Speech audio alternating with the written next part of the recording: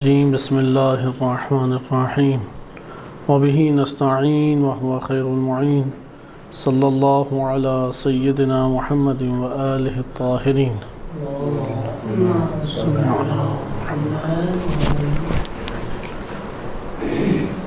فقہی احکام میں آج آپ کی خدمت میں احتکار یعنی ذخیرہ اندوزی کا مسئلہ پیش کیا جا رہا ہے۔ علم فقہ اللہ سبحانہ وتعالیٰ کی طرف سے انسان کی انفرادی اور اجتماعی زندگی کو منظم کرنے کے لیے شریعت کا بیان ہے، اصول اور ضوابط اور قانون کی حیثیت رکھنے والے بہت سارے احکام کا ایک مجموعہ ہے۔ انسان اپنی زندگی میں فکری طور پر بھی ہدایت کا محتاج ہے اور عملی زندگی میں بھی رہنمائی اور ہدایت کا شدت کے ساتھ محتاج ہے۔ اس امر کو سب سے پہلے سمجھا جائے، چونکہ آج ہم جو موضوع پڑھ رہے ہیں یہ ہمارے معاشرے کے اہم مسائل میں شمار ہوتا ہے۔ فقہی احکام آپ کی خدمت میں رہبر معظم امام خمینی رحمۃ اللہ علیہ اور آیت اللہ سیستانی کے کتب سے پیش کیا جائے گا۔ البتہ اس کے آغاز سے پہلے آپ کو ذکر کیا جائے کہ بذات خود فقہی احکام کیا حیثیت رکھتے ہیں اور ہم ان فقہی احکام کو کس تناظر میں مطالعہ کریں، کیونکہ فقہی احکام اور اخلاق ان چیزوں کے بارے میں ہم لوگوں کے اپنے ذہنوں میں بہت سارے امور موجود ہیں اور خود ساختہ چیزیں موجود ہیں جس کو برطرف کرنے کی ضرورت ہے۔ سب سے پہلا نقطہ یہ ہے کہ انسان اس زمین کے اوپر محتاج ہدایت ہے۔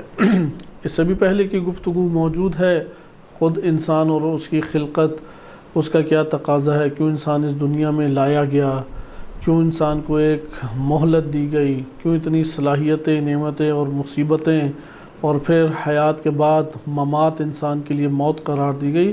یہ ساری اپنی جگہ ایک طولانی بحث کی محتاج ہیں۔ اس کو ہم ابھی صرف نظر کرتے ہیں اور ڈائریکٹ اس موضوع پہ پہنچتے ہیں کہ انسان کرۂ ارض کے اوپر جتنی مقدار کی زندگی اور اس کے مرحلے رکھتا ہے، اس کے ہر مرحلے میں محتاج ہدایت ہے۔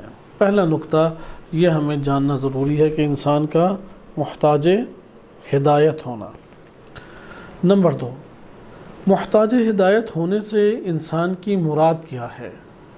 یعنی انسان، یہ بات ہمیں معلوم ہے کہ ہم سب ہدایت کے محتاج ہیں بلا شک و شبہ۔ اس حد تک تو ہم میں سے کسی کو نہ کوئی شک ہے اور نہ ہی انسان جو ہے وہ اس حوالے سے کسی شبے کا شکار ہے۔ کائنات کا ہر بندہ اپنی زندگی کے کئی امور میں اس بات کو تسلیم کرتا ہے کہ وہ اپنی زندگی میں محتاج ہدایت ہے۔ ہم آگے کی طرف آتے ہیں کہ اس بات کو جب قبول کر لیا کہ محتاج ہدایت فکری اعتبار سے بھی ہے اور عمل کی دنیا میں بھی ہے، عملی دنیا میں بھی محتاج ہدایت ہے اور فکر کی دنیا میں بھی محتاج ہدایت ہے۔ اللہ سبحانہ وتعالیٰ نے انبیاء و ائمہ علیہم السلام یعنی ہادی، بشیر، نذیر، ان ہستیوں کے ذریعے سے ہمیں ہر دو پہلوؤں میں رہنمائی و ہدایت فرمائی ہے۔ انسان کی فکری ہدایت کو ہم عقیدے سے یا نظریے سے تعبیر کرتے ہیں، البتہ قرآنی یا الہی نظریہ اور عقیدہ۔ اور انسان کی جو عمل کی دنیا میں ہدایت ہے وہ انسان کے عمل کی نوعیت کے مطابق ہے، چونکہ انسان کو مجموعی طور پہ اگر دیکھیں تو وہ دو قسم کے عمل کو انجام دیتا ہے، ایک اس کا اجتماعی عمل ہے اور ایک اجتماعی اس کا انفرادی عمل ہے۔ فکر بھی اسی طرح، ایک دفعہ معاشرے کی ایک فکر بن جاتی ہے اور ایک دفعہ ایک فرد کی ایک فکر یا ایک موقف یا ایک عقیدہ یا ایک نظریہ ہوتا ہے، اور ایک دفعہ معاشرے کا عقیدہ اور نظریہ ہوتا ہے۔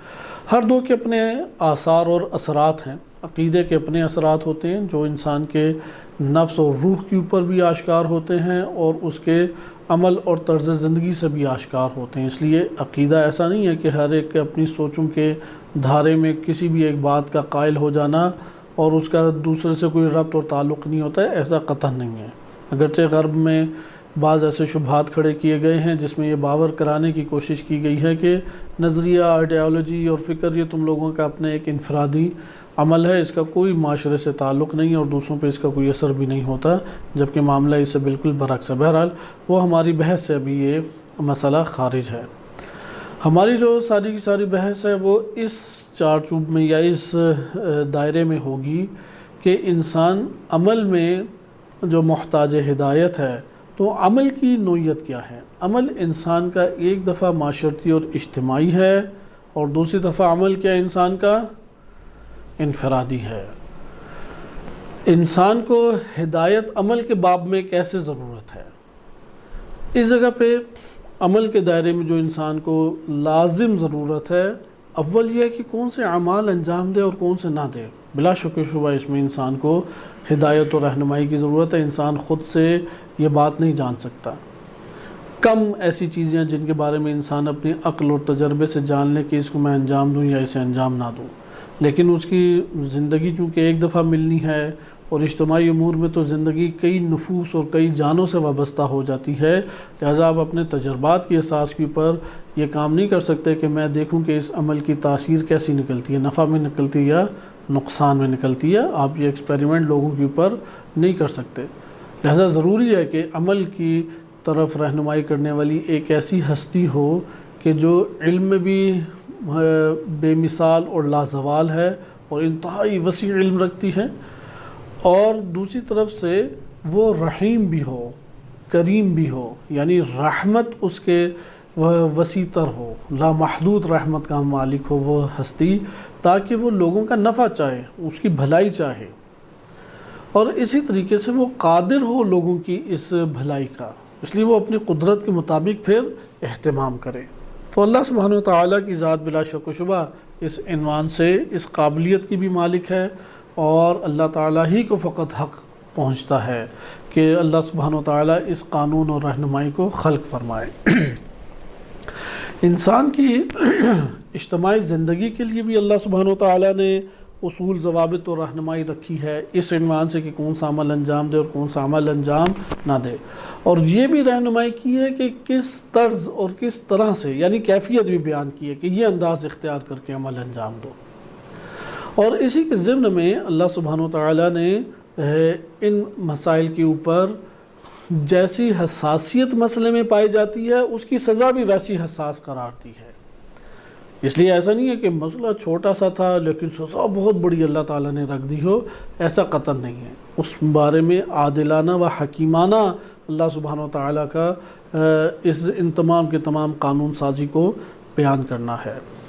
لہذا اگر اللہ تعالیٰ کی طرف سے انسان کی اجتماعی زندگی و انسان کی انفرادی زندگی کے بارے میں ہدایت آئے، اور وہ ہدایت انسان کو عمل اور عمل کی کیفیت، عمل کی خصوصیات اور نوعیت، ان سب چیزوں کو بیان کرے، تو اس کے مجموعے کو ہم کہتے ہیں شریعت۔ لہذا شریعت اسلامی وہ انسان کی معاشرتی امور میں بھی رہنمائی کرتی ہے اور انفرادی امور میں بھی رہنمائی کرتی ہے۔ جب یہ رہنمائی ہو جائے تو اس رہنمائی کے نتیجے میں ایک تقاضا پھر ہوتا ہے رہنمائی ہادی کی طرف سے، یعنی اللہ سبحانہ وتعالیٰ کی طرف سے، اور وہ ہے اطاعت۔ جیسے اعتقادات میں، آئیڈیالوجی اور افکار اور نظریات میں قبولیت درکار ہے کہ تم اسے قبول کرو، عقل و فکر کے ساتھ، البتہ تقلیداً فقط نہیں، عقل و فکر وہاں پہ استعمال کرو، زحمت اٹھاؤ۔ اسی طرح سے قانون سازی میں اطاعت لازم ہے، وہاں پہ قبولیت کی ضرورت ہے اور اس جگہ پر اطاعت کی ضرورت ہے۔ اگر ایک شخص ان قوانین کو قبول نہ کرے، اعتراض کرے، رد کر دے، تو کیا وہ یہ حق رکھتا ہے؟ ہم واضح طور پہ یہ بات کہیں گے کہ اسے اس قسم کا حق حاصل نہیں ہے۔ کیوں یہ حق حاصل نہیں ہے؟ اول وہ اس چیز کا علم اور حکمت سے واقف نہیں ہے، اس کے علم اور حکمت سے واقف نہیں ہے۔ نمبر دو، اس کی حیثیت عبد کی ہے۔ عبد جو ہے وہ مولا کو نہیں بتائے گا کہ میرے لیے تم کیا اہتمام کرو۔ اچھا، انسان کی حیثیت جاہل کسی ہے، جاہل نہیں عالم کو بتائے گا کہ تم یہ کام کرو۔ لہذا اللہ تعالیٰ عالم ہونے کے اعتبار سے اور مالک ہونے کے اعتبار سے یہ حق رکھتا ہے کہ وہ اپنے عبد کی اجتماعی اور انفرادی صورت میں اس کے امور کو منظم کرنے کے لیے قانون سازی کرے، اصول اور ضوابط کو وجود دے، احکام کو تشکیل دے اور اس کی زندگی کے ہر پہلو کو دیکھے، کیونکہ نفع فقط دنیاوی نہیں ہے بلکہ آخرت کا نفع سب سے زیادہ اہمیت کا حامل ہے۔ بلکہ کئی دفعہ ایسا ہوتا ہے کہ آخرت کے نفع کو حاصل کرنے کے لیے دنیاوی نفع کو ترک کرنا پڑتا ہے، تو دنیاوی نقصان اٹھانا پڑتا ہے، جیسے شہادت ہے، جیسے رائے الہی میں مال دینا ہے۔ ہاں ٹھیک ہے، ہم ظاہری دنیاوی نقصان اٹھا لیں گے لیکن آخرت کو آباد کرنا چاہتے ہیں، اور کیا پتہ وہ دنیاوی نقصان بھی نہ کہلائے، اور حقیقت یہ ہے کہ وہ دنیاوی نقصان بھی نہیں ہے، لیکن جو فقط حواس کی سطح پہ زندگی بسر کرتے ہیں انہیں نقصان ہوتا دکھائی دیتا ہے۔ لہٰذا قانون یا شریعت بناتے ہوئے اس بات کا خصوصی حکیمانہ طور پہ اللہ تعالیٰ کی طرف سے اہتمام کیا گیا کہ ایسا قانون بنایا جائے، ایسا حکم بنایا جائے جو اس کی فقط اور فقط اس دنیا کی زندگی نہیں، آخرت کی زندگی کا بھی اہتمام کر رہی ہو، یعنی اس دنیا اور اس دنیا کے بعد کے جو جہان ہیں ہر دو پہلوؤں کو مد نظر رکھتے ہوئے اللہ سبحانہ وتعالیٰ نے یہ تشریع کی ہے، یہ قانون سازی کی ہے، یہ حکم شرعی اللہ تعالیٰ نے بنایا ہے۔ پھر درکار جو انسان سے ہے منظم ہونے کے اعتبار سے اپنی زندگی کو مرتب کرے، منظم کرے، وہ ہر امر میں ہے، چاہے وہ امر انسان کی پرسنل سے پرسنل اور اس کی ذاتیات سے قریب ترین چیزوں سے تعلق یقین ہو۔ مثلا انسان اپنے وجود میں اپنے جسم اور جسم کی صحت سے بڑا حساس ہوتا ہے، پھر جسم کے جتنے حساس امور ہیں جو عزت سے یا اس کی حیا سے تعلق رکھتے ہیں ان میں اور حساسیت بڑھ جاتی ہے۔ لہذا دین اسلام نے اس قدر انسان کی زندگی کو منظم کیا ہے کہ اس کے لیے بیت الخلاء واش روم کے احکام بھی تفصیل سے لکھ دیے، مثلا کس طریقے سے بیٹھے، کیا عمل انجام دے، پانی کو کیسے استعمال کرے، کتنی مرتبہ پانی کو استعمال کرے، کب ایک چیز نجس قرار پاتی ہے، نجس شے کو کس طریقے سے اس نے پاک کرنا ہے۔ پھر اس سے بھی قریب ترین چیز انسان کا اپنی زوج اور زوجہ کا ایک دوسرے سے مقاربت ہے، اس کے احکام بھی دین نے بیان کیے۔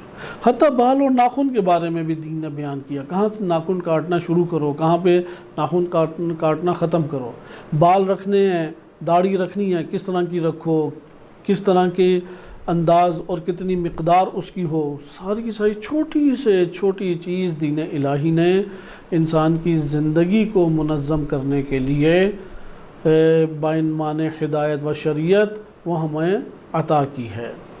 لہٰذا حکم شرعی فقہی احکام کو اتنا سادہ نہ سمجھا جائے، وہ ایک طرف انسان کی معاشرتی اور اجتماعی اور انفرادی زندگی کو منظم اور مرتب کرتی ہے، اور دوسری طرف اسی کے دوش پر اللہ کی اطاعت جنم لیتی ہے اور آخرت آباد ہوتی ہے، یعنی ہر دو فائدے ہیں۔ دنیا کی زندگی میں اصل جو فساد برپا ہوتا ہے وہ بے نظمی سے ہے، یعنی جب امور کو آپ منظم نہیں کرتے، جب آپ امور کو نظم نہیں دیتے تو تب وہاں پہ اصل فساد اور فتنہ شروع ہو جاتا ہے۔ اب دین اسلام نے فتنہ اور فساد کو کنٹرول کرنے کے لیے بہت اعلیٰ اور بہترین قوانین کو وجود دیا ہے۔ یہ الگ بات ہے کہ اسے اجرا کرنے والے ابھی تک آئے نہیں ہیں، یا آئے ہیں تو ابھی تک وہ کامیاب نہیں ہوئے، جیسے ایران میں حکومت اسلامی، کیونکہ حکومت کے بغیر قانون اجرا نہیں ہو سکتا، پڑھایا جا سکتا ہے، جیسے ابھی ہم کچھ پڑھائیں گے۔ اچھا، قانون جو ہے وہ بیان ہو سکتا ہے، تبلیغ ہو سکتا ہے، نشر ہو سکتا ہے، چھپ سکتا ہے، لیکن اجرا نہیں ہو سکتا، خصوصاً معاشرے کے اندر اجرا نہیں ہو سکتا جب تک حکومت نہ ہو۔ اگر حکومت بھی آ جائے تو حکومت اسی وقت اجرا کو انجام دے پائے گی جب لوگ چاہیں، لہٰذا یہ دونوں کے دونوں اسباب اکٹھے ہونے چاہیے۔ اول حصول حکومت حاصل نہیں ہوگی، کوئی قانون جاری نہیں ہوتا۔ نمبر دو، اجرائے قانون کے بعد، حکومت کے بعد لوگوں کی طرف سے قبولیت، لوگوں کی طرف سے استقبال اس قانون کا۔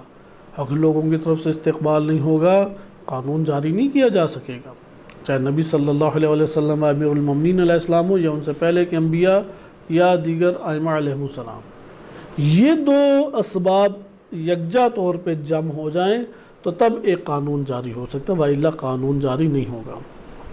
یہ بات ہماری شریعت کے عنوان سے آگئی، اس میں چونکہ نقطہ قابل بیان جو تھا وہ یہ نقطہ مطلوب تھا کہ اس بات کو سمجھیں کہ ہم شریعت کے عنوان سے جو احکام پڑھیں گے وہ انسان کی کل زندگی، چاہے دنیا ہو یا آخرت، یا انسان کی اجتماعی زندگی ہو یا انسان کی انفرادی زندگی ہو، کیونکہ اجتماعی زندگی گھرانے سے شروع ہو جاتی ہے، پھر خاندان ہے، قصبہ ہے، محلہ ہے، شہر ہے، ملک ہے، پھر عالمی سطح کی پر انٹرنیشنل بین الاقوامی پلیٹ فارم ہیں، یہ سارے کے سارے اجتماعی زندگی کے ترجمان ہیں، لہذا اجتماعی زندگی کو بھی شامل ہے اور انفرادی زندگی کو بھی شامل ہے۔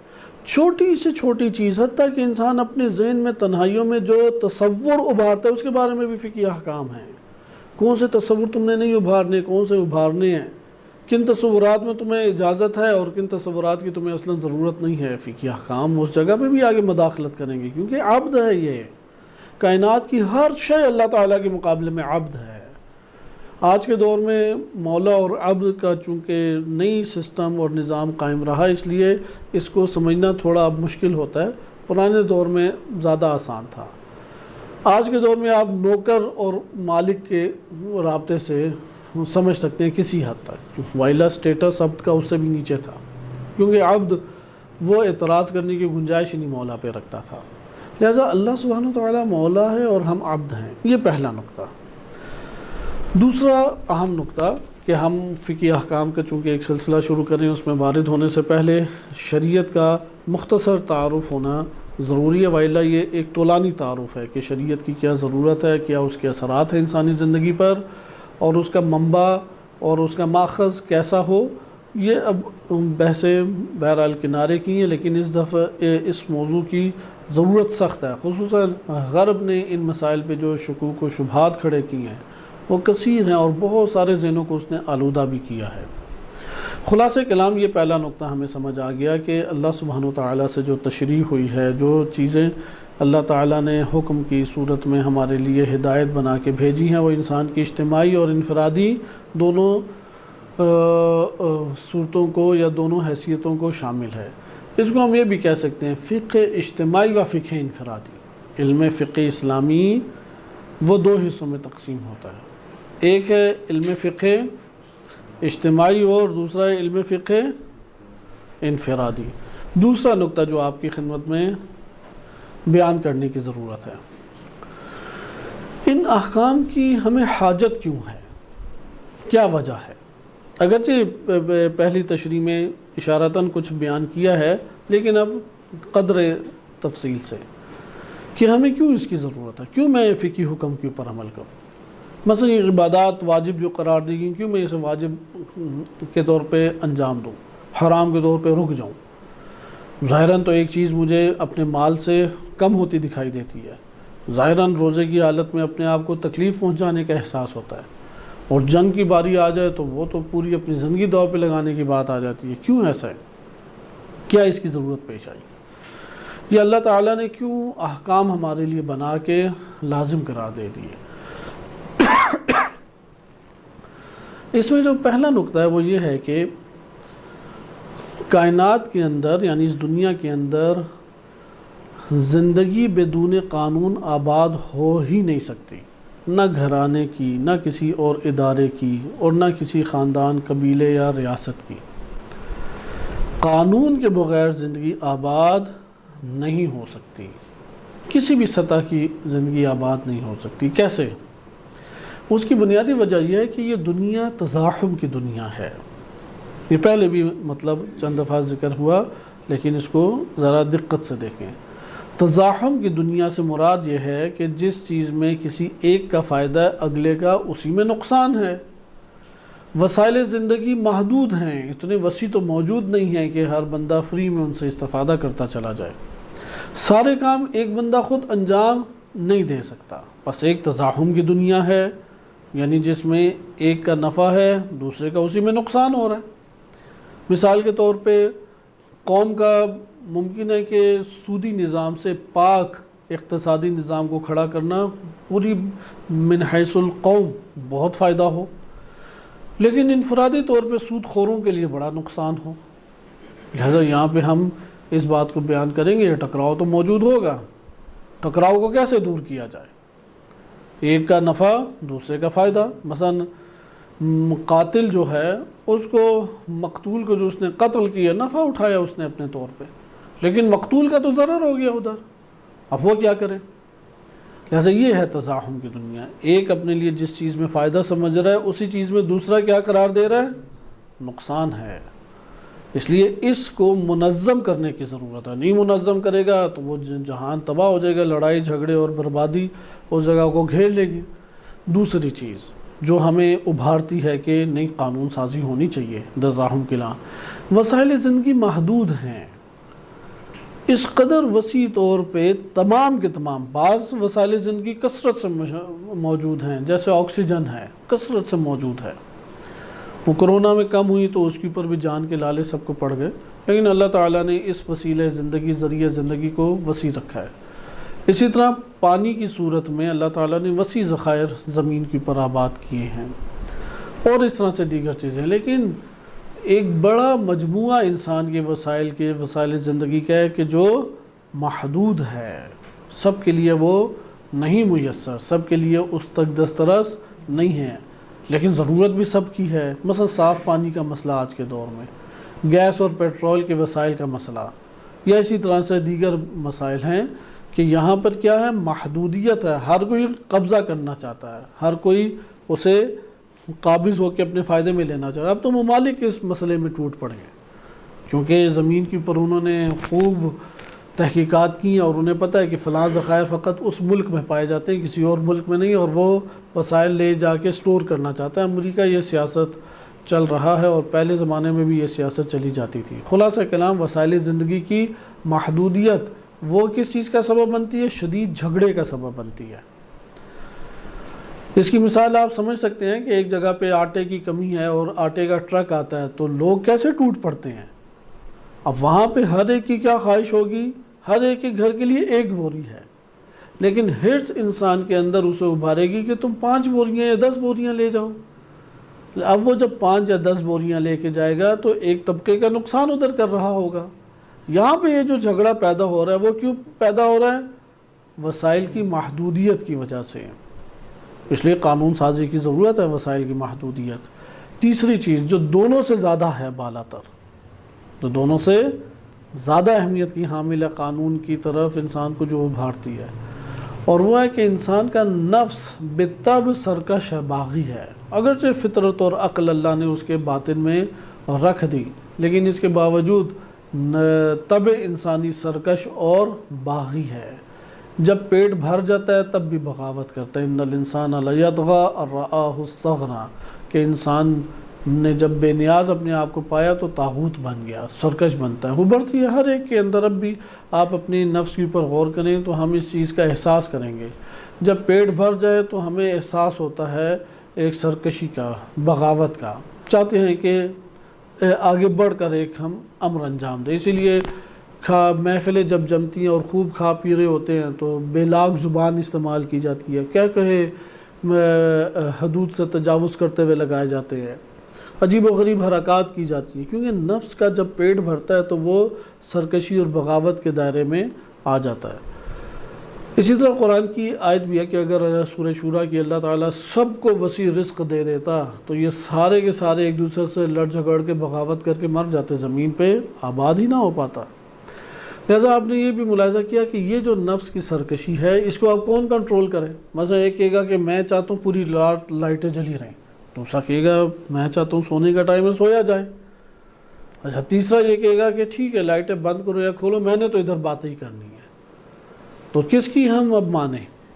یہاں پہ ٹکراؤ کیوں ہو رہا ہے؟ ہر کوئی اپنے نفسانی طبع کے مطابق تقاضوں کے تحت عمل چاہ رہا ہے، اور وہ عمل آپس میں ٹکراؤ پیدا کر رہے ہیں۔ اسے کہتے ہیں کہ نفس کی جو طبع ہے وہ سرکش ہے۔ سرکش طبیعت کو کس طریقے سے کنٹرول کیا جائے؟ قانون کے ذریعے۔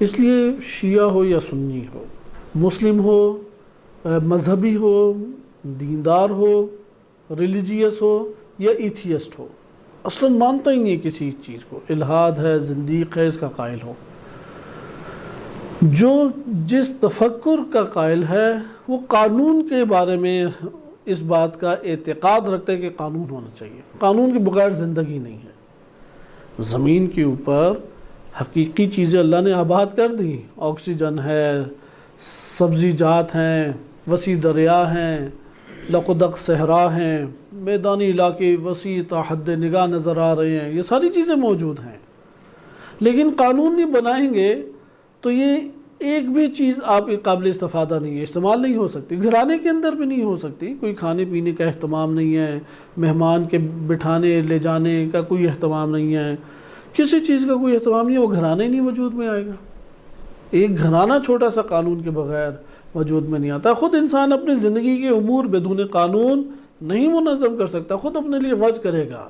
قانون اس طور پہ ہوتے اعتباری ہیں، یعنی کوئی قانون نام سے شے کائنات کے اندر وجودی نہیں پائی جاتی۔ جیسے درخت نام لیں تو درخت ہمیں لکڑی کا ایک مجموعہ زمین پر اگا ہوا نظر آ جائے گا، گھر کہیں تو در و دیوار سے جو بنا ہوا ایک ہمارے پاس ڈھانچہ ہے وہ نظر آ جائے گا۔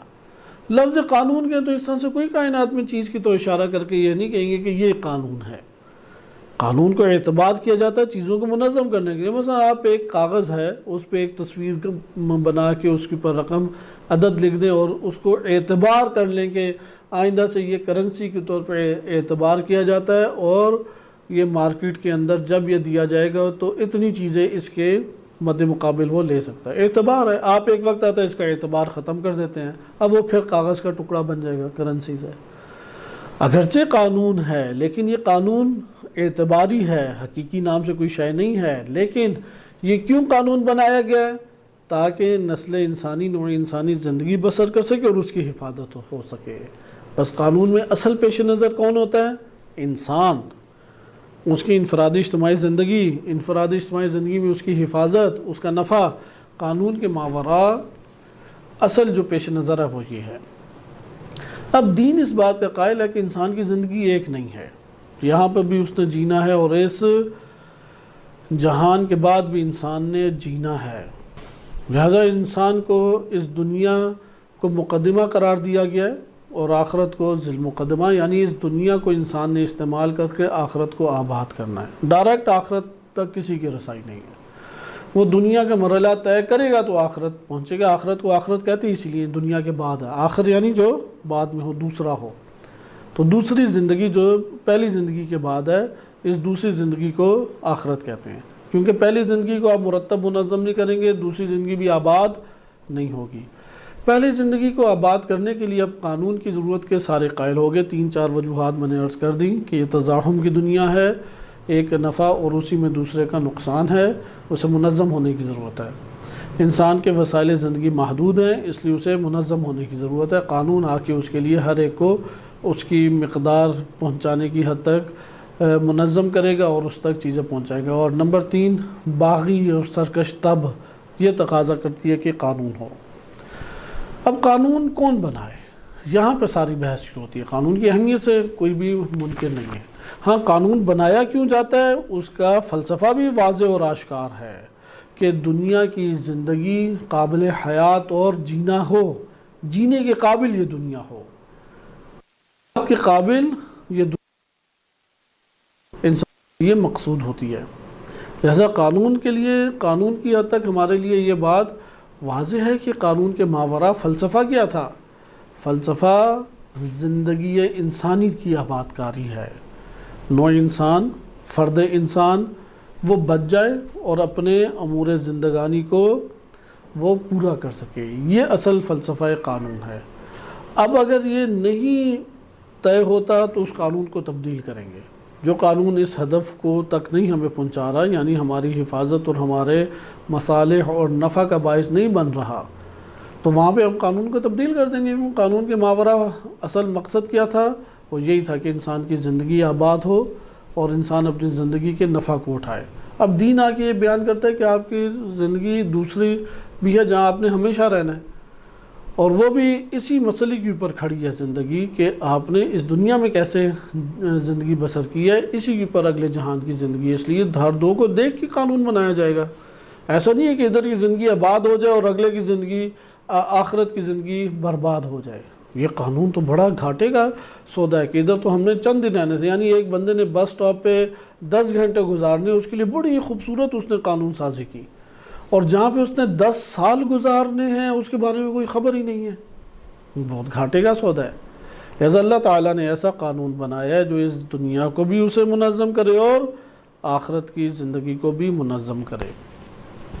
لہذا قانون جو بھی ہوگا ضرر میں انسان کو نہیں لے کے جائے گا۔ قانون جو بھی انسان کے لیے اللہ تعالیٰ کی طرف سے بنایا گیا ہے اس میں جو بنیادی ہدف ہے اس دنیا کی زندگی میں انسان کی حفاظت اور اس کے منافع اور مصالح، اس کی تحفظ کو مد نظر رکھا گیا ہے۔ اور اس میں آخری نقطہ، کیونکہ پہلا نتیجہ آپ نے لے لیا کہ فقہ انسانی قانون الہی جو تشریع اللہ تعالیٰ کی طرف سے ہوئی ہے وہ انسان کی اجتماعی اور انفرادی دونوں زندگیوں کو شامل ہے۔ دوسرا نتیجہ اب آپ نے اس جگہ پر آ کے لیا کہ یہ جو قانون بنائے جاتے ہیں ان قانون کو بنانے سے اصل ہدف یہ ہوتی ہے کہ انسان کی زندگی کو منظم کرے۔ منظم سے مراد کیا ہے؟ فساد سے بچائے، وَإِلَّا زندگی آباد نہیں ہو سکتی، اس لیے قانون سبب بنتا ہے کہ زمین کی پر زندگی آباد ہو۔ آخری چیز، جو قانون بنایا جاتا ہے اہل قانون ہوتے ہیں وہ جن چیزوں کو مد نظر رکھتے ہیں وہ ان میں سے اولین فہرست میں جو امور آتے ہیں وہ کیا ہیں؟ ان میں سے پہلا امر ہے کہ انسان کے نفع کا اسے علم تو ہو۔ آخر یہی نہیں پتہ انسان کا نفع کس چیز میں ہے تو وہ تو الٹا اسے نقصان پہنچا دے گا قانون۔ جیسے کمیونزم نے بنایا کہ انہوں نے گھرانے ختم کر دیے اور خیمہ نما انہوں نے وجود دیے گھرانے، یعنی والدین نہیں بچے کو پالیں گے، بچہ جو ہے وہ گورنمنٹ اپنی کسٹڈی میں لے لے گی اور اجتماعی طور پہ ان کی مثلاً گروتھ کرے گی۔ میں ایک مثال دے رہا ہوں، ابھی اس کا وقت نہیں ہے کہ نظریات میں ہم داخل ہوں، لیکن یہ بات مسلم ہے کہ قانون جو بنانے والا ہے وہ انسانی نفع سے آگاہ ہو۔ نمبر 2، ضرر جو انسان کا ہے اس سے آگاہ ہو۔ نمبر 3، انسان کی زندگی میں جو وہ قانون بنائے وہ اس کی استطاعت کے دائرے میں بھی ہو، اس کی طاقت اور قدرت سے باہر اسے نہ کر دے وہ قانون آ کے۔ نمبر 4، انسان کو وہ ناقابل برداشت تکلیف کی حد تک نہ پہنچائے۔ لہٰذا اللہ تعالیٰ نے ہر وہ قانون، اسلامی قانون بھی انسان کے اوپر سے اٹھا دیا کہ جو انسان کو ناقابل برداشت تکلیف دیتا ہے۔ تیسرے نقطے میں یہ اصل نقطہ تھا، مثلا ایک انسان روزے کو اللہ تعالیٰ نے قرار دیا، لیکن ایک شخص ایسی کنڈیشن میں ہے یا ایسی حالت میں پہنچ چکا ہے روزہ اس کے لیے ناقابل برداشت ایک تکلیف بن رہا ہے، ادھر اللہ تعالیٰ اس کے اوپر وقتی طور پہ اس پہلے قانون کو یعنی روزے کو ساقط قرار دے گا یہاں تک کہ اس میں پھر طاقت اور ہمت لوٹ آئے۔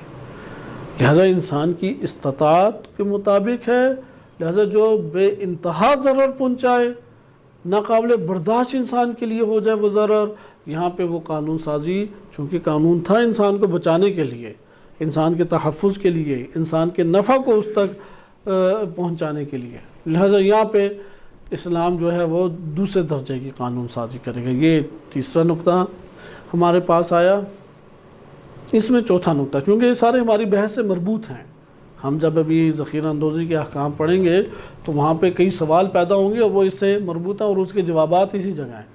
نمبر 4 اور بہت اہم نقطہ، دین اسلام نے اجتماعی زندگی کو انفرادی زندگی کے اوپر ترجیح دی ہے۔ دین اسلام نے اجتماعی زندگی کو انسان کی انفرادی زندگی کے اوپر ترجیح دی ہے، یعنی اگر ٹکراؤ ہو جائے کہ ایک طرف معاشرے کے مفاد اور مصالح اور منافع ہیں، اگر وہ حاصل کریں تو اس شخص کا نقصان ہوتا ہے، اس شخص کو ضرر پہنچتا ہے۔ اب آیا اس شخص کے شخصی ضرر کا تحفظ کیا جائے اور پورے معاشرے کا نقصان برداشت کریں، یا نہیں اس شخص کے اکیلے ضرر کو برداشت کریں اور بقیہ پورے معاشرے کو نفع دیں، کون سی بات اس میں زیادہ بہتر ہے؟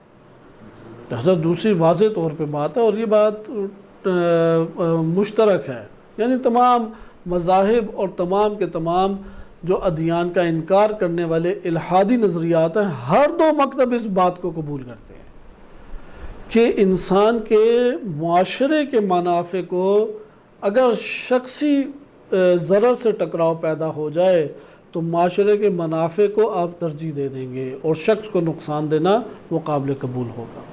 لہذا یہ 4 ہمارے پاس اہم نکات ہے، میں اس کا تکرار آپ کی خدمت میں کر دیتا ہوں۔ تاکہ آپ اپنے افکار کو شریعت اسلامی کے حوالے سے منظم کر سکیں۔ ہمارے پاس جو پہلا نقطہ اس باب میں ہم نے پڑھا تھا کہ انسان جو محتاج ہدایت ہے اور انسان کو اس کی ضرورت ہے، اور اس میں یہ تھا کہ انسان انفرادی ایک زندگی بسر کرتا ہے اور ایک اجتماعی۔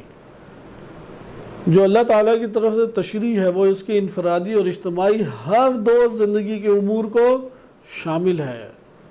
نمبر 2، انسان کو قانون کی زندگی ضروری ہے۔ قانون اگر انسان کی زندگی میں نہ ہو، انسانی معاشرے میں نہ ہو، تو انسانی نسل اصلاً آباد ہی نہیں ہو سکے گی۔ یہ احتمال نہیں ہے، یہ یقینی بات ہے۔ یعنی انسان زمین سے مٹ جائے گا۔ انسان صرف غذا، پانی، خوراک، صحت اور ان چیزوں کے اوپر نہیں کھڑا۔ قانون ایک چھت کی مانند ہے کہ جو اس کو زندگی عطا کیے ہوئے ہے۔ اگر آپ یہ قانون ممالک سے ہٹا دیں، علاقوں سے ہٹا دیں، خاندانوں سے ہٹا دیں، تو کیا ہوگا؟ رفتہ رفتہ انسان کی زندگی ختم ہو جائے گی۔ لہٰذا یہ دوسرا نقطہ کیا ہے کہ قانون اللہ تعالیٰ نے جو بنایا ہے اس کی بدولت کیا ہوتا ہے؟ انسان کی زندگی آباد ہوتی ہے، اور انسان کی زندگی کی حفاظت کے ساتھ ساتھ اس کے نفع اور منافع کو اس تک پہنچایا جاتا ہے۔ یہ دو چیزیں بنیادی فلسفہ انسان کی زندگی میں رکھتی ہیں۔ البتہ دین کے اعتبار سے انسان کی زندگی چونکہ آخرت کو بھی شامل ہے، لہٰذا دین نے جو آ کے قانون سازی کی ہے وہ صرف ایک طرفہ نہیں ہے، بلکہ وہ دنیا کے ساتھ ساتھ آخرت کو مد نظر رکھ کے بھی کی گئی، اس لیے وہ کامل تر اور جامع تر ہے قانون سازی۔ نمبر 3، قانون کی جو ہمیں ضرورت پیش آئی تھی، یہ نمبر 2 میں یہ بیان کیا، اس کی ضرورت جو پیش آئی وہ تزاحم، ٹکراؤ پایا جاتا ہے، اس وجہ سے تھا کہ ہر کوئی اپنے نفع کو نہیں حاصل کر پاتا، وسائل زندگی محدود ہیں، اور سرکش طبع اور نفس ہے کہ جو سرکشی پھیلاتا ہے، اور اس کو گرفتار کرنا یا اس کو محدود کرنا، مقید کرنا لازم ہے انسان کے لیے۔ نمبر 3، دین اسلام نے ضرر کے مورد میں انسان کے لیے اگر ناقابل برداشت ضرر انسان کو پہنچ رہا ہے، وہاں پہ پہلی نوعیت کی قانون سازی کو ساقط قرار دیا ہے، اور اب دوسرے مرحلے کی قانون سازی اللہ تعالیٰ فرماتا ہے ادھر۔ صحیح ہے؟ لہٰذا جو شریعت کی جانب سے قانون سازی ہوئی ہے وہ 2 مراحل اس طور پہ رکھتی ہے۔ ایک ہے حکم اولی، حکم اولی اس کی عادی زندگی کے مطابق ہے، جو انسانوں اور معاشروں کی عادی زندگی ہے اس کے مطابق ہے، اور ایک ہے اضطراری ہنگامی صورت۔ اضطراری صورت میں جو ہمارے پاس مورد آتا ہے وہ مورد ہے کہ جب انسان اس ناقابل برداشت تکلیف کا سامنا کرے گا اگر اس نے قانون اولی کے اوپر عمل کیا۔ ایسی صورت میں حکم ثانوی جاری ہوتا ہے۔ اس کی انفرادی زندگی کی میں مثال آپ کی خدمت میں پیش کرتا ہوں۔ ایک بندہ بھوک سے مر رہا ہے، فقہاء کرام نے اس کو ذکر اسی طریقے سے کیا ہے کہ بھوک سے مر رہا ہے، تو اس مورد میں اس کے سامنے ایک حرام کھانا پڑا ہوا ہے، بالفرض کسی کا مال پڑا ہوا ہے، آیا وہ اتنی مقدار اس سے لے لے کہ اس کی حیات بچ جائے، یا اصلاً تصرف نہ کرے اور مر جائے؟ چونکہ موت کا شکار بھوک کی وجہ سے ہونا وہ ناقابل برداشت تکلیف میں سے ہے۔ ادھر آ کے شریعت اسے یہ حق دے گی کہ اتنی مقدار کا تم، حرام ہے تمہارے لیے ویسے استعمال، لیکن اتنی مقدار کا تم استعمال کر لو کہ اپنی حیات بچا سکو۔ یہاں پہ وہ پہلا قانون اولی جو ہے وہ عارضی طور پہ ساقط ہے، عارضی طور پہ، وإلا وہ شریعت دائمی و ثابت ہے، وہ کبھی بھی ہٹ نہیں سکتی۔ جو قانون اولی ہے شریعت ثابت ہے، اسے کوئی تبدیل نہیں کر سکتا، اسے کوئی چیلنج نہیں کر سکتا۔ لیکن ایک مورد آ جاتا ہے جو اضرار ہے، جس میں بہت ضرر ہے انسان کے لیے، یا اضطرار ہے، مجبوری ہے انسان کی۔ مجبوری کا تعین بھی کیسے کیا جائے گا یہ بحث ہے۔ ایسا نہیں ہے کہ مجبوری میں ہر چیز اپنے لیے حلال قرار دے دے۔ کوئی پوچھے کہ کیوں یار ہر ٹائم شراب پیتے رہتے ہو، وہ کہتا ہے کیا کروں، غرب میں مجبوری ہے، جس دکان پہ جاؤ پڑی ہوتی ہے، تو میں نے بھی کہا چلو پی لیں، کیا کریں، ہم مسلمان ممالک میں تھوڑی۔ یہ مجبوری نہیں مراد اس سے۔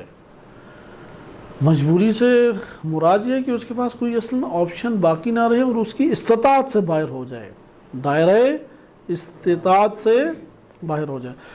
خوب مجبوری کے اوپر خود بحث ہے، اپنی جگہ پہ کریں گے، کیونکہ ہر شعبے اور ہر مسئلے کے مطابق اس کا جائزہ لیا جاتا ہے. کوئی ہم کلی قاعدہ اتنے آرام سے نہیں اس کے بارے میں بنا سکتے، لیکن یہ ہے کہ تشریح پہلے زمرے میں ہوئی وہ اولی ہے، اور اسی کو نشر کرنا چاہیے، اسی کو بیان کرنا چاہیے. وہ جو اضطراری کنڈیشن ہے، اس اضطراری کنڈیشن کے جو احکام ہیں وہ ضمنی طور پہ بیان ہوں گے. آخری چیز، اگر ٹکراؤ ہو جائے انسان کے مفادات کو، مثلا یہ ملکیت کا تصور، ایک انسان نے ایک چیز ملکیت بنا لی، آیا شریعت کے قواعد ملکیت کے مطابق وہ اپنی طور پہ ملکیت بنا سکتا ہے یا نہیں بنا سکتا؟ یقیناً وہ چیزوں کو ملکیت شریعت کے قواعد کے تحت بنا سکتا ہے. لیکن یہاں پہ اس نے جب چیزوں کو ملکیت بنانا شروع کیا تو دیکھا کہ وہ تو ہزاروں لوگوں کو نقصان پہنچا رہا ہے. جیسے ذخیرہ اندوزی میں یہ ہوتا ہے، وہ ہزاروں لوگوں کو نقصان پہنچا رہا ہے. ایسی صورت میں کیا کیا جائے؟ آیا ایسی صورت میں اس شخص کی ملکیت کے قوانین کی حفاظت کی جائے گی یا نہیں؟ اس میں معاشرے کے نفع کی حفاظت کی جائے گی، کیونکہ معاشرہ کو نفع دے، معاشرے کے نفع اور مصالح، لوگوں کے نفع اور مصالح کی رعایت کریں. شخص کو نقصان ہوتا ہے، شخص کے اگر مصالح اور منافع کی رعایت کریں تو پھر معاشرے کو نقصان ہوتا ہے. کس کو فوقیت دیں؟ ہم یہاں پہ کیا کہیں گے؟ عقل بھی یہ کہتی ہے، شریعت سے بھی یہ بات ثابت ہے، موارد بھی ہمارے پاس سیرت کے نمونوں سے موجود ہیں، نبی صلی اللہ علیہ وسلم ائمہ اطہار علیہ السلام کے، اور وہ یہ ہے کہ معاشرے کو غلبہ دیا جائے، ترجیح دی جائے شخص کے ذاتی منافع اور مصالح کے اوپر. قانون سازی اسی طور پہ ہوتی ہے. اب قانون بشر نے بھی بنایا ہے، کیونکہ قانون جیسا تیسا بنایا ہے، انہوں نے بالآخر اسے اجرا کیا اور اس کا وہ نفع اٹھا رہے ہیں. ٹھیک ہے وہ ناقص ہے، ٹھیک ہے اس کے اندر خلاف اقدار انسانی چیزیں زیادہ ہیں، شرافت اور حیا کی کمی ہے، نقصان اس کے اندر مادی اور معنوی ہر دو سے کے لحاظ سے ہے، لیکن قانون کے اجرا کا وہ ایک فائدہ اور نفع اٹھا رہے ہیں. ہمارے ہاں قانون بہت خوبصورت اور بہترین ہے، لیکن یہ اجرا کی مرحلے کے اوپر لایا نہیں جاتا، اس کے لیے کئی مراحل طے کرنے پڑتے ہیں. یہ آپ کے پاس ایک شریعت کی حکمت اور شریعت کے حوالے سے ایک بیان تھا. مقاصد شریعت کے عنوان سے ہمارے علماء نے بہت کچھ لکھا ہے، بیان کیا ہے، اور تفصیلات اس کی شیعہ سنی دونوں کتب میں موجود ہیں. احادیث میں بھی اس کا بڑا اچھا تعارف کرایا گیا ہے، لیکن ان سب سے صرف نظر کر کے لب لباب اور خلاصتاً یہ بات آپ کی خدمت میں بیان کی، چونکہ ہم جو فقہی احکام پڑھیں گے وہ ان چار چیزوں کے دائرے میں آپ کو بار بار سامنے آئیں گے. فقہ کی تقسیم اجتماعی اور انفرادی اعتبار سے، ضرورت جو فقہ کی ہے یعنی قوانین کی اصول کی، وہ ہمیشہ دائمی طور پہ رہنے والی ہے، چاہے وہ کسی بھی مقام ولایت تک پہنچ جائے، جب تک اس دنیا میں تا موت ہے اسے ضرورت اس کی رہے گی. ہاں معاشرتی اور دنیاوی طور پہ اگر آپ دیکھیں تو اس کی ضرورت تزاحم کی وجہ سے ہے، محدود وسائل زندگی ہونے کی وجہ سے، اور سرکش نفس ہونے کی وجہ سے ہے. نمبر 3، ضرر کا مورد اور ناقابل برداشت تکلیف کا مورد، یہ آپ کے سامنے قوانین کے دوسرے درجے کے قوانین کا دروازہ کھول دیتا ہے، اور پہلے درجے کے قوانین عارضی طور پہ آپ کے اوپر ساقط قرار پاتے ہیں. اور نمبر 4 کہ اگر ٹکراؤ ہو جائے انفرادی اور اجتماعی مصالح اور منافع میں، تو پھر قوم اور مصالح اجتماعی کو شخص کے انفرادی مصالح اور منافع کے اوپر غلبہ دیا جائے گا، ترجیح دی جائے گی. ہم نے جو موضوع اٹھایا ہے ذخیرہ اندوزی، ذخیرہ کلمہ جمع کرنا ہے. اس موضوع کو انشاءاللہ ہم اگلی بحث میں بھی زیر بحث لائیں گے. ابھی اس کا پہلا حصہ آپ کے سامنے پیش کیا جاتا ہے، تعریف اور چند چیزوں کی حد تک، لیکن اس کو ہم وسیع پیمانے پہ، کیونکہ یہ وہ موضوع ہے کہ جس میں اجتماعی فقہ بھی ہمارے پاس اجاگر ہوتی ہے، کیونکہ بعض چیزیں واقعاً وہ انفرادی فقہ سے تعلق رکھتی ہیں. مثلا کس طرح سے ناخن کاٹے، کتنی مقدار ناخنوں کی کاٹے، انسان کے بالوں کا بدن کے اوپر جو ہے اس کا حکم کیا ہے، یہ انسان کی شخصی ایک بدن سے تعلق رکھتی ہے. لیکن بعض ایسے امور ہیں کہ جو انسانوں کی سیاسی اور اجتماعی اور معاشرتی زندگی سے تعلق رکھتے ہیں. ان میں سے اب ذخیرہ اندوزی، آپ جو بھی فقہی باب پڑھیں، بعض فقہی احباب ایسے ہیں کہ جو ہر دو مورد میں موجود ہیں، ہر دو مورد میں ان کا کردار موجود ہے قانون سازی کا، اجتماعی طور پر بھی اور انفرادی طور پر۔ جیسے نماز ہے، انفرادی طور پہ پنجگانہ نماز کے اعتبار سے اللہ تعالیٰ نے اطاعت اس میں درکار ہے کہ آپ نے فجر کی 2 رکعت نماز پڑھنی ہے، چاہے بند کمرے میں پڑھیں، چاہے کھلے آسمان تلے پڑھیں، شرائط کے ساتھ تم 2 رکعت نماز پڑھو، لیکن اس کا اجتماعی ہمارے پاس چہرہ اور اجتماعی پہلو بھی موجود ہے، اور وہ ہے نماز جماعت، نماز جمعہ، نماز عید۔ اس طرح سے ہمارے پاس نماز استسقاء یا اس طرح سے دیگر نماز جنازہ وغیرہ نماز کے عنوان سے مختلف پہلو اجتماعی ذکر کیے گئے ہیں۔ بعض ایسے ہمارے پاس احکام یا قوانین ہیں کہ جو انفرادی اور اجتماعی ہر دو مورد میں کارگر ہیں، ہر دو مورد میں ان کی ضرورت باقی ہے۔ بعض ایسے ہیں جو فقط انفرادی ہیں، ان میں کوئی اجتماعی پہلو موجود نہیں ہے، اور بعض ایسے ہیں کہ جو فقط اور فقط اجتماعی دنیا سے زندگی بسر کرتے ہیں، صحیح ہے؟ ان میں شرط ایسی آ جاتی ہے، آپ جو بھی فقہی باب دیکھیں وہ ان 3 میں سے ایک دکھائی دے گا، یا وہ فقط انفرادی ہے، یا فقط اجتماعی ہے، یا ہر دو کو شامل ہے، انفرادیت کو بھی اور اجتماعیت کو بھی شامل۔ سوال ادھر جو ہم ذخیرہ اندوزی کا باب پڑھ رہے ہیں، یہ ذخیرہ اندوزی کس میں سے شامل ہوتی ہے؟ آیا انفرادی عمل ہے؟ آیا اجتماعی اور انفرادی ہر دو لحاظ سے اس کے اثرات مرتب ہوتے ہیں، یا فقط اجتماعی پہلو ہے اس میں؟ آئیں پہلے ہم دیکھیں کہ اس کی تعریف کیا ہے تاکہ فیصلہ کر سکیں۔ حقیقت یہ ہے کہ یہ شرط اس کے اندر جو لگائی گئی ہے اس سے پتہ لگتا ہے کہ یہ اجتماعی پہلو سے ہے، یہ وہ ایک اہم مسئلہ ہے جو اجتماعی پہلو سے، اسی لیے ہمارے فقہاء نے اسی کے ذریعے سے ولایت فقیہ کے اوپر دلیل بھی قائم کی ہے کہ انشاءاللہ تعالی ضمنی طور پہ یہ بات آئے گی۔ یہ انفرادی تو بالکل حیثیت نہیں رکھتی۔ اچھا، انفرادی اور اجتماعی اس کی بھی حیثیت موجود نہیں، چونکہ آپ اس سے اگر اجتماعی عنصر کو ہٹا دیں یہ اصلاً ذخیرہ اندوزی نہیں کہلائے گی، پھر آ جا کے ہمارے پاس تیسرا عنصر آ جاتا ہے، وہ اجتماعی پہلو فقط رکھتی ہے۔ آئیں اب ہم اس کو دیکھتے ہیں ذخیرہ اندوزی کہتے کسے ہیں۔ ادھر بھی چند دلچسپ چیزیں ہیں فقہ میں۔ فقہ میں جو اس کا نام ہے وہ ہے احتکار، الف ہے ہا یعنی تا کاف الف را، احتکار حکرن سے ہے یا حکرتن سے موجود ہے، یہ ہے کاف رے گولتے اس کا مصدر ہے۔ احتکار یعنی ذخیرہ اندوزی۔ اس جگہ پہ ہم ذخیرہ اندوزی، اب یہ کلمہ احتکار آپ کے لیے ممکن ہے نیا ہو، لیکن عربی میں فارسی دونوں زبانوں میں ہی چلتا ہے، فارسی میں بھی ذخیرہ اندوزی لفظ نہیں استعمال ہوتا، اس کو انگلش میں مینوپلی کہا جاتا ہے۔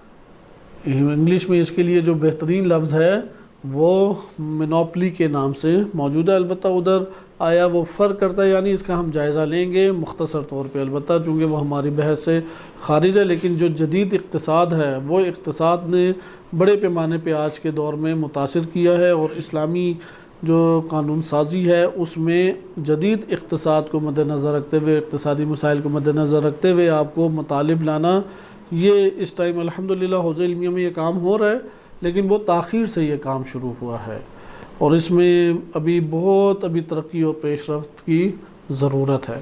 خلاصہ کلام، عربی میں ذخیرہ اندوزی کو کیا کہتے ہیں؟ احتکار۔ اردو میں یہ بہت خوبصورت لفظ ایجاد ہوا ہے، بقیہ زبانوں میں حقیقی معنی کو بیان نہیں کر رہا ہوتا۔ اردو میں ذخیرہ اندوزی یعنی آپ کا کسی مال کو جمع کر لینا، ذخیرہ، خود ذخیرہ کرنا حرام نہیں ہے، یہ یاد رکھیں، جسے سٹاک کہتے ہیں، انگلش میں کیا اسے کہتے ہیں؟ سٹاک۔ اس لیے ذخیرہ اندوزی کا ویسے آپ ترجمہ کریں تو ممکن ہے آپ سٹاک کہیں اسے، یا عربی میں اگر آپ نے اس کے لیے کوئی کلمہ لانا ہے تو ادخار کہلائے گا، ادخارن۔ ادخار عربی کا لفظ، یا انگلش کا لفظ سٹاک، یا اردو کا لفظ فقط ذخیرہ کرنا، اس میں کوئی قباحت نہیں ہے، یہ جائز ہے شرعاً، اس میں کوئی مسئلہ نہیں ہے۔ آپ انبار اپنے لیے جمع کر لیں، دیگر چیزوں کو آپ جمع کریں، عیب اور حرج اس میں نہیں ہے۔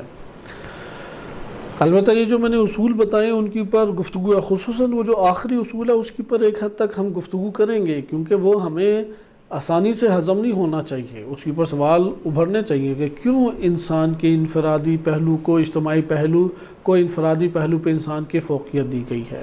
شہید باقر صدر اور دیگر جو مفکرین ہیں انہوں نے اس مسئلے کے اوپر سیر حاصل بحث کی ہے، اور ابھی ہم انہی فقہی احکام میں بھی دیکھیں گے۔ مثلاً اگر ایک شخص اپنی ضرورت کے تحت ذخیرہ کرتا ہے، بے شک دوسروں کو ضرورت ہے، اس کے لیے جائز ہے یا نہیں؟ یہاں پہ جواب ملے گا جائز ہے اس کے لیے، ابھی آئے گی بحث انشاءاللہ۔ لیکن وہ جو ہم نے آخری ایک عنصر بیان کیا ہے کہ اجتماعی مصالح اور منافع کو فرد کے مصالح اور منافع کے اوپر کیا دیا جائے گا؟ ترجیح دی جائے گی۔ آئیں آپ ذخیرہ اور فقہی اس اصطلاح کو پہلے سمجھیں۔ عربی زبان میں ذخیرہ اندوزی کو کیا کہتے ہیں؟ احتکار۔ یہ میں اس لیے تکرار کر رہا ہوں تاکہ ذہن میں ہماری یہ بات بیٹھ جائے۔ اردو میں اسے جب کلمہ ذخیرہ لفظ کہا گیا، خود ذخیرہ کرنا کوئی قبیح فعل ہے؟ نہیں، دین اسلام میں کوئی اس کی قباحت موجود نہیں ہے۔ نمبر 2، آیا اس کا ترجمہ ذخیرہ کے عنوان سے ہی انگلش میں بنتا ہے؟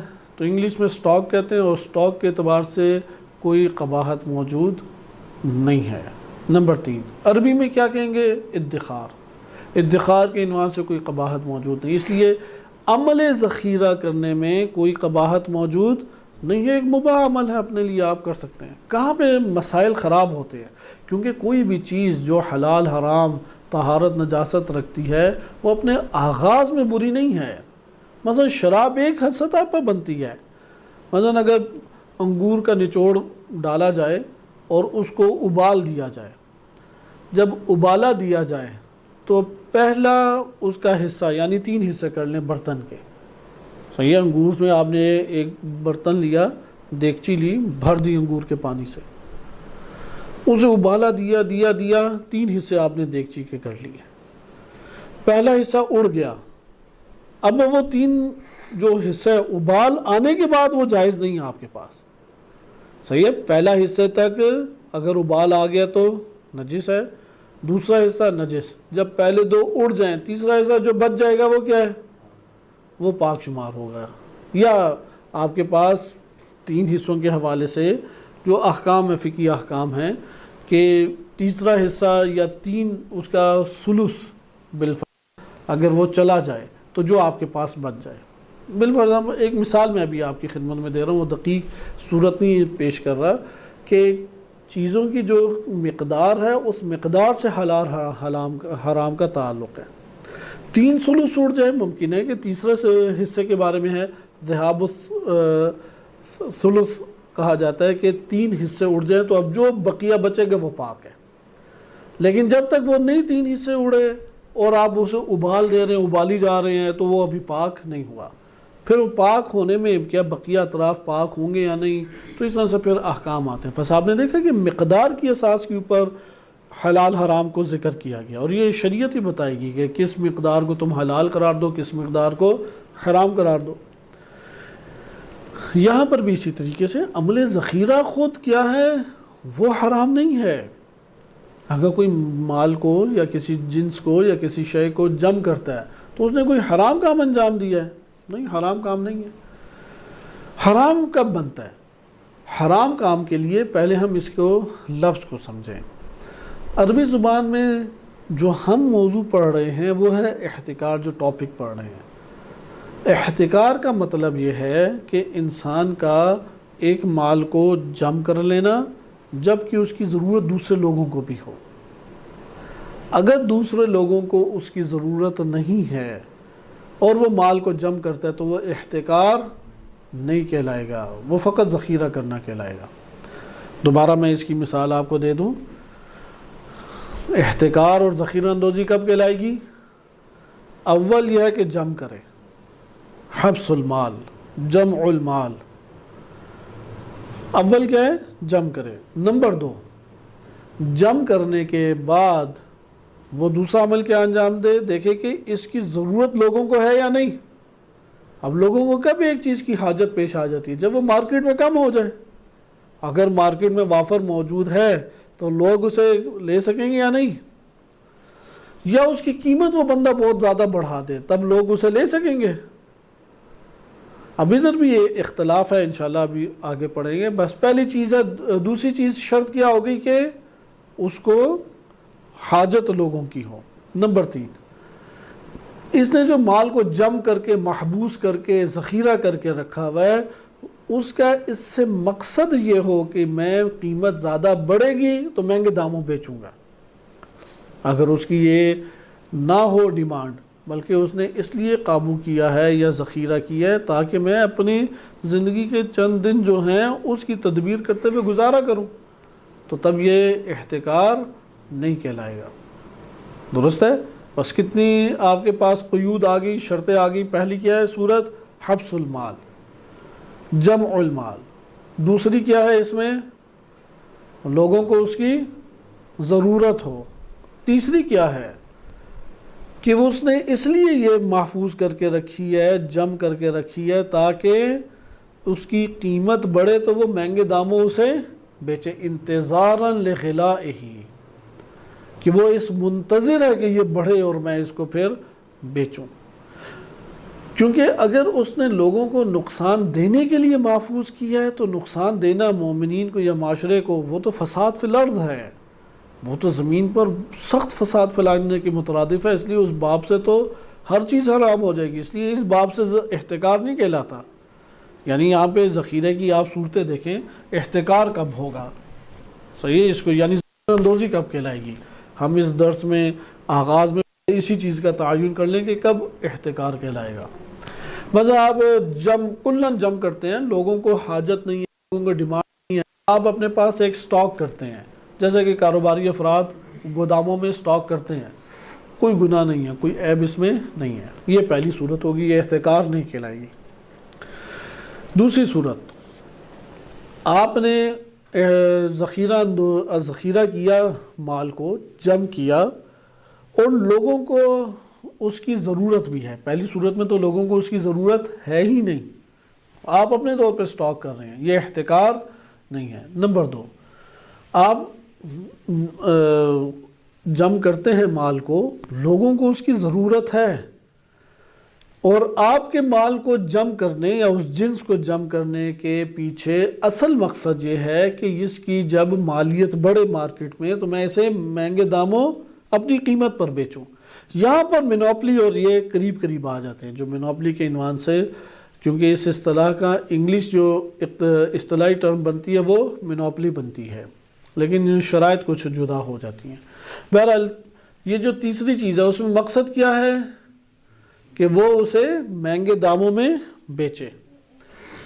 یہاں پر یہ جو مہنگے داموں کا بیچنا ہے، اس جگہ پہ یہ احتکار کہلائے گا. نمبر 3 صورت، اگر وہ شخص مہنگے داموں بیچنے کی خاطر نہیں ذخیرہ کرتا، اس لیے ذخیرہ کرتا ہے، اس لیے جم کر کے ایک جنس کو پاس رکھتا ہے تاکہ لوگوں کو ضرورت اس کی پیش آئے اور وہ لوگوں کو نقصان پہنچاتا ہے، وہ لوگوں کو ضرر دینا چاہتا ہے، یہ احتکار کہلائے گا یا نہیں؟ یہاں پر ہم یہ کہیں گے کہ یہ احتکار نہیں کہلائے گا، بلکہ یہ عمل یہ آغاز سے ہی یہ حرام عمل ہے، فساد فی الارض ہے، جیسے ابھی اسرائیل نے کیا ہے. صہیونیوں نے، اسرائیلیوں نے دوائیوں کو، ادویات کو اور خوراک کی ضرورت کی چیزوں کو غزہ کے اندر ممنوع قرار دیا. کوئی بھی کسی جگہ بھی نہیں جانے دے رہے. جہاز ہے اس کو وہ ہٹ کرتے ہیں، کوئی کشتی آ جائے اسے وہ گرا دیتے ہیں، حتیٰ کہ اقوام متحدہ وغیرہ کو بھی نہیں پہنچ دے رہے. کیوں؟ وہ ضرر پہنچانا چاہتے ہیں لوگوں کو تاکہ یہ لوگ بھوک اور پیاس سے مر جائیں. لہذا یہ جو عمل ہے یہاں پہ ہم کہیں گے اس نے ذخیرہ نہیں کیا، بلکہ کیا کیا ہے؟ اس جگہ پر وہ ظلم، وہ قتل کرنے کے مترادف قرار پائے گا، وہ فساد فی الارض کے مترادف قرار پائے گا، اور فوراً اس کے خلاف ایکشن لینے کی ضرورت پیش آئے گی. یہ احتکار نہیں ہے. احتکار کب کہلائے گا؟ جب اس نے انتظار لغلائہ، وہ اسے مہنگا بیچنے کی خاطر ذخیرہ کر کے رکھے. اگر نقصان پہنچانے کی خاطر ذخیرہ کرے وہ تو یقیناً حرام ہے، اس میں تو کوئی بحث ہی ہمارے پاس نہیں ہے. وہ تو بڑے جرائم میں سے آ جاتا ہے جو قتل کی سطح کے اوپر ہیں، اور اس کی پھر عدالت میں جو سزائیں ہیں وہ بھی اسی کے مطابق ہیں کہ اس نے جو ضرر پہنچانے کے لیے خوراک کو یا اشیاء کو اپنے قابو میں رکھا، اسے کتنا مقدار کا نقصان پہنچا ہے، اسی مقدار کے مطابق اس کی سزا متعین ہوگی۔ مثلا اس کے دوائیوں کو یا خوراک کو یا جو کام اجناس چاہیے تھے اس کو قابو رکھنے کی وجہ سے کوئی مر گیا ہے، اس کے اوپر قتل کا مقدمہ چلے گا۔ اب ذخیرہ اندوزی کی بالآخر سزا قتل نہیں ہے۔ تو یہ آپ نے دیکھا کہ ضرر کے مورد کو آپ نے دور کرنا ہے۔ اچھا، اس جگہ پر یہ ہمارے پاس پھر ابھر کے آ گئی احتکار، ذخیرہ اندوزی بے نام احتکار۔ وہ کب وجود میں آئے گا؟ اول شے ہے کہ جم کرے، نمبر 2 ہے کہ وہ لوگوں کی ضرورت بھی ہو، ضرورت نہیں ہے تو احتکار بھی نہیں ہے۔ اس لیے کوئی ذخیرہ اندوزی کرتا ہے تاکہ آئندہ دنوں میں مہنگی ہو تو بیچ دے، اور لوگوں کی ضرورت نہیں ہے کیونکہ لوگوں کے گودام بھرے ہوئے ہیں تاجروں کے، یہ احتکار یا ذخیرہ اندوزی کہلائے گی؟ نہیں کہلائے گی۔ اچھا، نمبر 3، اس نے اس کو باقی رکھے، اپنے پاس محفوظ رکھے۔ کیوں وہ رکھے؟ مقصد کیا اس سے؟ وہ تاکہ اس کو مہنگے داموں بیچے، صحیح ہے، تاکہ زیادہ نفع حاصل کرے، تاکہ زیادہ مالیات کو حاصل کرے، اس وجہ سے وہ کر سکتا ہے۔ یہاں پہ اب ہم ایک بحث کریں گے انشاءاللہ اب اگلے درس میں، کہ یہ جو ہمارے پاس دینی اصطلاحات علم فقہ میں آتی ہیں، جیسے صلاۃ ہے، صوم ہے، حج ہے، عبادات ہیں، اسی طرح معاملات ہیں، معاملات میں تجارت ہے کہ اجارہ ہے، رہن ہے، یا اسی طرح ربا جسے سود آپ کہتے ہیں، یا احتکار جیسے ہے۔ آیا دین اسلام نے ان الفاظ کو خاص معنی کے لیے خود نام رکھا ہے یا نہیں؟ معاشرے کے اندر اس الفاظ کے جو معنی رائج تھے انہی رائج معنوں کو دین اسلام نے اختیار کیا ہے اور چند شرائط کا اضافہ اس کے اندر کر دیا۔ بات واضح ہوئی؟ مثلا آپ کلمہ صلاۃ پڑھتے ہیں، کلمہ صوم ہے روزہ جیسے، کلمہ حج ہے۔ اب اس دور میں حج لفظ بول کے ایک معنی مراد لیا جاتا تھا نبی صلی اللہ علیہ وسلم کے دور میں۔ آیا دین اسلام نے بھی جب کلمہ حج کہا ہے یا صوم کہا ہے یا صلاۃ کہا ہے تو وہ جو لوگوں میں معنی رائج تھا لفظ کا وہی معنی لفظ بول کے مراد لیا ہے یا نہیں؟ بلکہ ان الفاظ کے لیے خود سے شریعت نے الگ معنی لے کے آیا اور معنی کو مد نظر رکھتے ہوئے الگ سے ان الفاظ کو ان معنی کے لیے ایجاد کیا اور دونوں میں ربط قائم کیا، اور وہ ہم میں رائج ہو گئے۔ کون سی بات زیادہ درست لگتی ہے؟ یعنی لوگوں میں رائج یہ چیزیں تھیں، مثلا نماز کہتے تھے دعا کو، تو آیا دین اسلام نے کلمہ دعا کے معنی میں ہی صلاۃ کو استعمال کیا، یا رکوع سجود کے اوپر جو مشتمل عبادت ہے اسے صلاۃ کہیں گے؟ تو پھر رکوع سجود تو اس دور میں معنی رائج ہی نہیں تھا۔ آیا کلمہ حج، حج کا مطلب ہوتا ہے ارادہ کرنا، قصد کرنا، آیا اس دور میں قصد حج کے لفظ سے جو قصد کا معنی مراد لیا جاتا تھا، جب آیات روایات نے لفظ حج استعمال کیا تو یہی رائج معنی اختیار کیا یا نہیں؟ بلکہ وہ جو مناسک حج کے عنوان سے مختلف اعمال ہیں اس کے مجموعے کو ایجاد کر کے اس کا نام حج رکھ دیا۔ کون سی بات درست ہے ان میں سے؟ جی ہمارے پاس کون سی بات درست ہے؟ پہلے والے میں یہ ضرور ہے کہ چند شرائط کو شریعت نے اضافہ کیا ہے، شرائط کا اضافہ کر کے ان الفاظ کو معنی کو محفوظ کیا۔ فقہاء کی نظر ہے، ہم اگلے درس میں انشاءاللہ اس کا جائزہ لیں گے تاکہ کلمہ احتکار کا پتہ تو لگے کہ احتکار کا جو لفظ ہے اس کا معنی آیا شریعت کی جانب سے جدا طور پہ نازل ہوا اور اس نازل شدہ چیز کے لیے یہ لفظ بولا گیا اور پھر یہ احتکار کے نام سے سامنے آیا۔ اس کا نتیجہ یہ نکلے گا ہمیں پھر ہر دینی اصطلاح کی ہمیں تعریف ڈھونڈنے پڑے گی، ہر چیز کی ہمیں ڈیفینیشن ڈھونڈنے پڑے گی، اور ڈیفینیشن ہونے کے بعد پھر ہم اس کو صحیح طور پہ استعمال کریں گے۔ لیکن زیادہ جو ہمیں رجحان صحیح قرار پاتا ہے وہ یہی ہے کہ جو اس دور میں الفاظ کے معنی رائج تھے دین نے انہی معنی رائج معنی کو اختیار کیا اور شرائط بعض اضافہ کر کے اس کو پھر تکمیل کیا ہے۔ لیکن کیسے؟ یہ دلیل کیا ہے اس کے اوپر تاکہ ہم احتکار ہے یا یہ کلمات دیگر ہیں، سود ربا ہے یا اس طرح سے دیگر کلمات ہیں، چونکہ فقہی احکام بقیہ معنی ثابت ہو تو فقہی احکام اس کے آگے بیان کیے جا سکیں گے۔ تو احتکار کے بقیہ احکام انشاءاللہ تعالی اگلے درس میں مطالعہ کریں گے۔ صلی اللہ علیہ سیدنا محمد و آلہ طاہرین۔